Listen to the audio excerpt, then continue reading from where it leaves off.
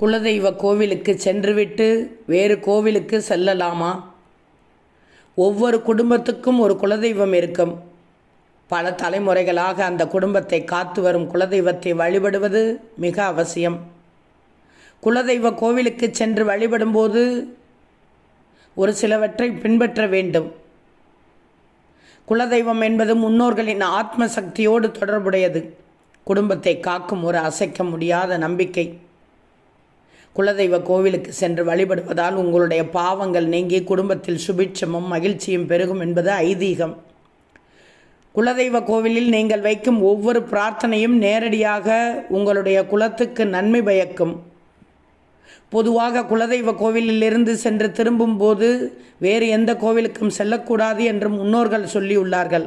இதற்கு காரணம் குலதெய்வத்திடமிருந்து நீ பெற்று வரும் அருள் எதிர்மறை ஆற்றல்கள் இல்லாமல் நேர்மறை ஆற்றல்கள் வழியில் உள்ள வேறு கோவிலுக்கு செல்லும்போது அங்கு தங்க வாய்ப்புள்ளது. இதனால் குலதெய்வத்தின் முழுமையான அருளை உங்கள் வீட்டிற்கு எடுத்து செல்ல முடியாது. குலதெய்வ கோவிலில் இருந்து வரும்போது முழுமையான அமைதியுடனும் மன தூய்மையுடனும் இருக்க வேண்டும்.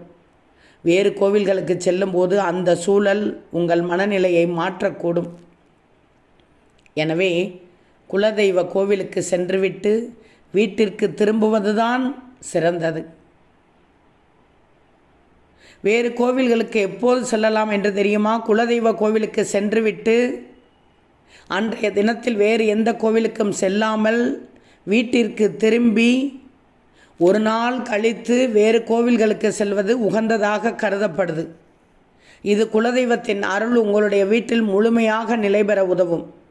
அதேபோல் சில அவசர காரணங்களுக்காக வழியில் வேறு கோவிலுக்கு செல்ல நேர்ந்தால் அங்கு சென்று வழிபட்டுவிட்டு வீட்டிற்கு வந்த பிறகு குலதெய்வத்தின் அருளை மனதார நினைத்து வழிபடுவதன் மூலம் அந்த நன்மைகளை நீங்கள் பெற்றுக்கொள்ளலாம்.